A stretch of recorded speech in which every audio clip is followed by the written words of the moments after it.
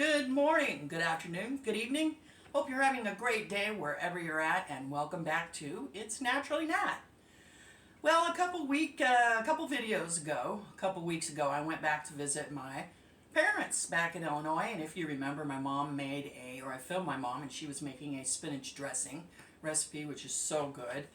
And one day when we were getting ingredients to make that, I said, "Mom, can we swing by the grocery store and where they have drinks and stuff because I want to get some kombucha." And I grabbed a few, and she said, "How much are those?" And as you know, if you drink kombucha, they were $4.50 on up, depending on size. And Mom said, "Holy, how can you be drinking that stuff when it's so expensive?" And I said, "Mom, I can't fly and visit you and bring my homemade kombucha. I make it myself. I can't bring it with me on the plane, but I have to buy it." And she was like, "Holy, that's so expensive." And it is. And you know what though, folks? You can make it yourself, and that's what we're going to talk about today. I've been brewing for years. I've been, ever since, I couldn't even tell you, it's getting close to 10 years now. Ever since I discovered kombucha. And I was afraid to brew at first, because if you go online and you read some of the nuttier people out on this planet, some of their posts, they'll say all kinds of things like, "Oh, you could get it tainted and you could get botulism and all this stuff," and whatever. I suppose if you don't know anything about keeping clean or basic sanitary or something like that, you could get, at worst, maybe a stomach ache. I've never had a problem brewing and making kombucha. The first thing you need to do is get the SCOBY, and SCOBY stands for Symbiotic Colony of Yeast, right? I ordered mine from a company in California, my original one. Since then, I don't know where that's gone, because when you brew, and that's what I have here is a 1 gallon here of already brewed. Each time you brew, your mother SCOBY, okay, ends up sometimes having a baby, and you can throw those away, cut them up. I've made them into dog jerky in the dehydrator. You can cut them up and use them as fertilizer in your garden or with your plants. Or you can start what's called a SCOBY hotel, which is using a gallon glass jug like this, filling it with sweet tea, and just putting your extras in there. Just don't forget to keep it full of sweet tea. I forgot when I was on vacation. I came back, and when it's decaying, it's not a nice smell. And I felt bad. I had to throw a few SCOBYs away, but I filled it back up, and everything's good to go. So we're going to brew today 1 gallon, and 1 gallon will equal enough starter for a new gallon, which I'll brew in this. I brew usually 2 gallons continuously, so I'm brewing every week. And in that 1 gallon will make a 6-pack, if you will, of kombucha. Now, I brought out many different bottles that I use. When I first started, I went on Amazon and bought myself a set. They're okay. I've noticed throughout the years they're a little worn here. But your best bet, honestly, especially if you drink beer, is to get these kind, right? You get these, enjoy them, drink the 6-pack, sterilize them, and you have bottles to brew for a long time. And these don't seem to wear out, or at least I've never had any wear out. So we'll need those. We'll need juice to flavor. Now, I used to flavor with, here's some frozen ginger that I would clean and then dice finely and make a ginger kombucha that a lot of people told me tasted like ginger beer, because of course kombucha is effervescent like pop soda, and I did that for many years, and then you know what, I just kind of burned out on this. So now this frozen ginger I just use for cooking. I don't brew ginger anymore. You're going to need your flavoring agent, and what I've come to really like is organic tart cherry juice. Tart and organic, nothing in it. And when I mean nothing in it, I mean nothing in it and organic, where this just says filtered organic tart cherry juice. And that is it. That is it, in water. Okay? I've used many different brands. Here's the grocery store brand. This one came from my food co-op, and I like this one because it's more economical. You'll need a glass container like this. You know where I got mine? Don't spend lots of money online buying one of these. Just find your favorite bar or restaurant.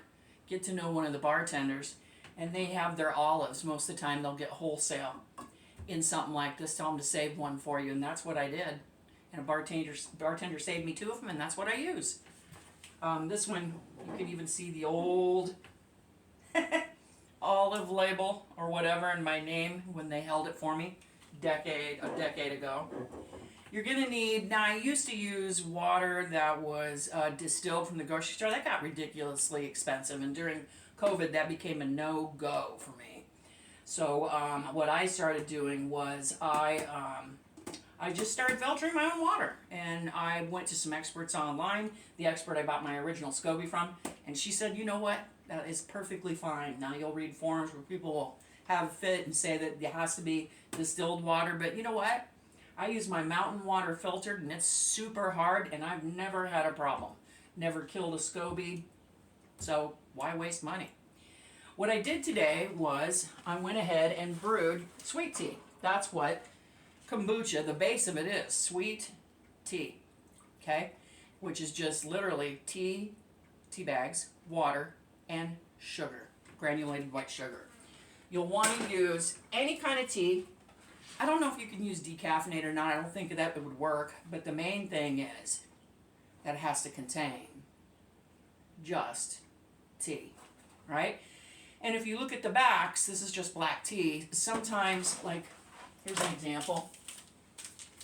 Here's a kind, and it has lemon in it. No go, you can't use any kind of flavor, just regular tea, because that could endanger the SCOBY. Anyway, so I have 4 bags to 4 cups is the ratio here. 4 bags of tea to 4 cups of filtered water, and 1 cup granulated white sugar. And this is a little cooled down. Not really, it's still pretty hopping hot. And what I'm going to do now is I'm going to take the SCOBY out of here. I always use this bowl because this always fits the SCOBY perfectly. And 2 cups of the original starter, okay? You'll need the starter for the next batch because that's what ferments it, okay? The big important thing is cleanliness, so you're going to want clean hands. So I'm going to, even though my hands are already clean, I'm going to give them another washy and rinse them well on my dry, clean towel before I handle this little gentle SCOBY, okay? Always make sure your hands are clean, your nails are clean, and you should be good to go, and you shouldn't have any problems. So this is just a coffee filter, and this is just a rubber band. You'll want to keep that on there so the SCOBY and the tea can breathe, right? And you'll want to keep this in a nice dark place. I keep it in my basement inside of a cooler, like a beverage cooler. And we take our garbage out on a regular basis here. We don't leave fruit laying around to get fruit flies, because that is what you don't want, is an environment with fruit flies, because that will totally wreck your SCOBY. Take the lid off. Go ahead, pull the SCOBY out, and you can see it has a little baby attached. That's fine. You can let it stick around. This actually has a couple weeks worth of babies. I'm going to put it in my bowl. I'm going to grab a clean wooden spoon. You're going to want to give it 1 stir. 1 stir around like that. Now sometimes it'll foam up a lot. I kept this batch, like with sourdough, if you ever go on vacation, it can be kind of a hassle because they're living organisms and they can overripe. This can turn into vinegar. I kept this in the refrigerator, so it's kind of crabby at me while I was on vacation, and it's not foaming like it usually does. Usually foams a little bit. We're going to want to pour roughly 2 cups. I've done this so many times I don't need to measure. There we go. Into the bowl. And that's our starter that's going to go back into here. The rest of this, along with the flavoring agent, is going to go into my bottles for brewing. Here's one that I picked up at a farmer's market. Somebody was a local brewer, and you bought her bottle as like a deposit, and you could go back and fill it up. But I just bought it to be a good sport. I didn't plan on buying that person's kombucha anymore. I just have it as an extra bottle now. You're going to need a funnel, and I bought these online. I lost my original funnel a while back. You're going to want a nice 4-cup measure like this, just for ease. And what we're going to do is we're going to go ahead, and I can just do this up here so you can see. Whoa! And splish and splosh, you don't need to be doing that. Now I'm going to have to wash this real quick. Not a problem. Hit her up with some soap. Because fumble fingers here dropped it. I'm washing it with hot water. Whenever you wash anything that you're using with kombucha, make sure you get all the soap residue off. Because the culture doesn't like that. There we go. Fumble fingers here. So anyway, go ahead and fill her up. You want to fill it about, I would call this 2/3. I'll show you where I'll stop it.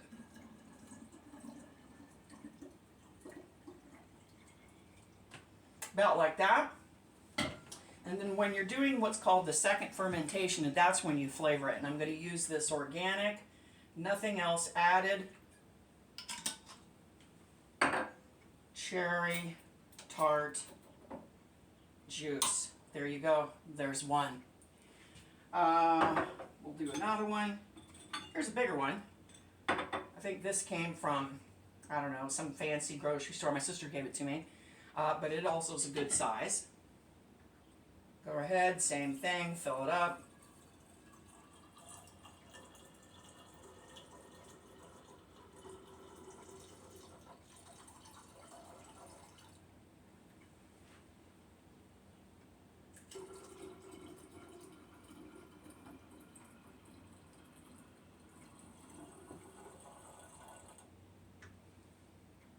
This one's a big boy. I'm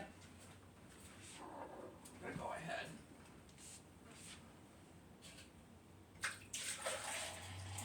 Yeah, I'm making kind of a sticky mess, but that's what cleanup's for. This one I'm just gonna go commando here without the funnel because it's faster.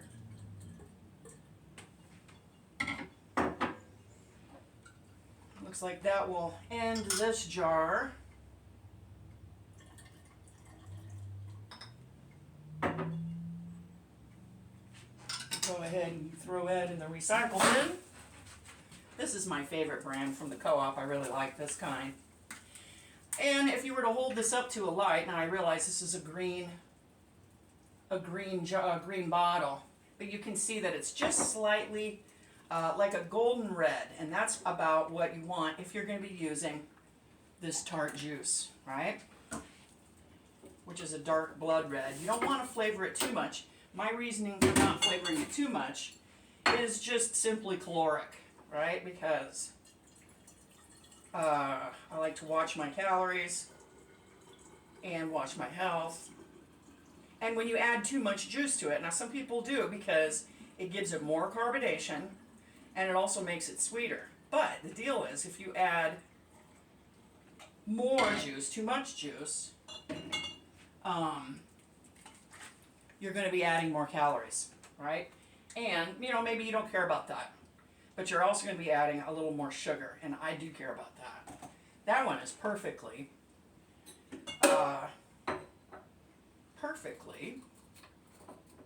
colored. Okay, I got 3 done. Here goes my 4th.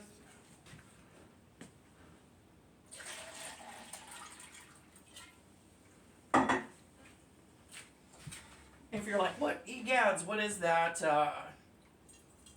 That little stringy thing in there, don't worry about that. That is just the yeast. And I read online that that actually has health benefits. But, you know, if you're serving it to one of your friends and you're trying to get them turned on to this, they might yuck out about that. For my friend Daniel doesn't care for the yeast that much. He'll eat it though, but some people won't have anything to do with it. My sister, I don't even know if if she'll even try it if she sees that yeast in there. She gets maybe a little grossed out by it. All right.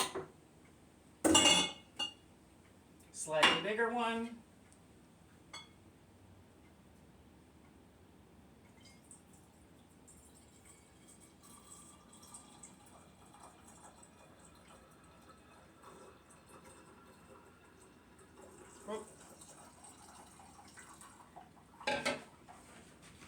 Now, since I'm having 2 larger than normal bottles that I'm doing today, I That was just one of those yeast colonies right there that went kabook.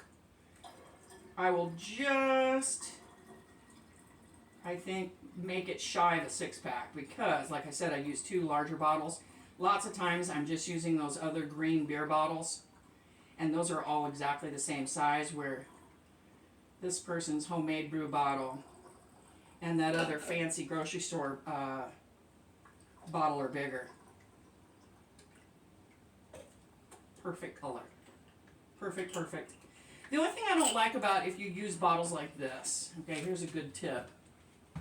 And, boy, I can't stand a mess. I'll have to wash my hands again because I touched that wash rag. But anyway, the only thing I don't like about these screw tops is that they do leak a little air, and you want airtight if you want this to have the consistency of pop soda, aka or something like champagne. So indeed, we don't need this one. We didn't go through all of it. The next step we do to brew a new batch, and this will sit about 7 to 10 days. We'll want to get some nice hot water going. And before I handle that SCOBY, I'm going to wash my hands. Now, some people wash these every time. There's groups of people that say you don't need to do that because as long as you're not touching the inside and everything's clean in your environment, especially your hands, you don't need to. I've rinsed them out with soap and water on rare occasion, or have used apple cider vinegar, but hot water is just as good. So I'm going to carefully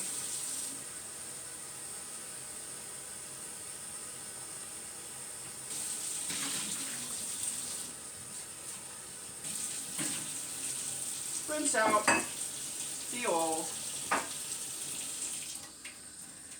ooh, that water is hot. I got really hot tap water.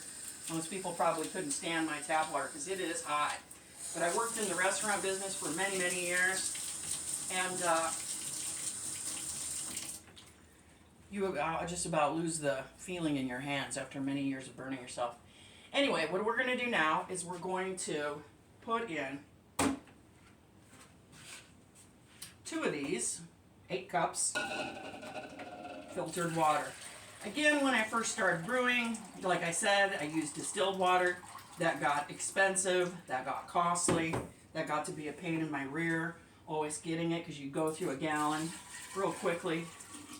And the expert, I follow Kombucha Mama's and Kombucha Camp's advice. She said you didn't need to, or I'm sure I read that somewhere on her site. So there you go. There's your 8 cups. Now we're going to add in our sweetened tea, which is still warm, but that's okay because we have that cooled off distilled water. We're going to add this. When you're making this, make sure to occasionally stir it so the sugar doesn't just end up at the bottom. You don't want that to happen. And it didn't, so that's all good. Next, we're going to add our starter with my clean hand that I scorched myself with. We're holding the SCOBY. We're going to put the starter in there. All of it. Put that little guy right back on the top. Okay. He's going to float around like that, and he'll eventually come right back up and sit kind of like on top once he gets used to the water. You don't want this to be too hot when you put your SCOBY back in. That's why you're adding the 8 cups of distilled cold water to take any of the heat off of the sweetened tea that you put in there. Okay? We're going to put his little hat back on. And when this starts to get a little worn right here, I just use new coffee filters. Put the rubber band on. And you're good. I'm going to go downstairs. I'm going to bring this downstairs to go into the cooler. And then I keep these. These are also going to go downstairs in the basement with me. And I keep those in a plastic bin with a lid. They're going to take the second fermentation. Like I said, 7 to 10 days, second fermentation on these. Then these bad boys will be nice and fizzy and delicious and wonderful to drink and healthy too. So if you were thinking about making kombucha, and you know, honestly, I had one friend that I used to know that made it, and I don't even talk to that friend anymore. I don't even know if they make it anymore. If you're scared to do it because you don't know of anybody who's done it, well, you've just seen how easy it is. All you need to do is get that initial SCOBY to get started. Go buy some tea with no additives in it, pure tea, black tea, regular tea, nothing in it, no sugar, no orange peel, no sugar. You know what I mean, just plain, clean, regular tea, some distilled water, some pure organic juice, and you are ready to go. Do it today. Enjoy kombucha over ice. It's so good. A little tip for you, I mix cheap white box wine with kombucha 50-50 with ice, and it's like a wine spritzer. It's wonderful, and you don't even have to use nice wine. In fact, you shouldn't, because you want most of your flavor to come from this. And it's like being a little bit naughty, a little bit nice when you have a wine kombucha spritzer, right? A little bit naughty, a little bit nice. You don't feel quite so guilty about what you're consuming. Anyway, you have a great day. Kick back, make some kombucha, save some money, and I will see you next time.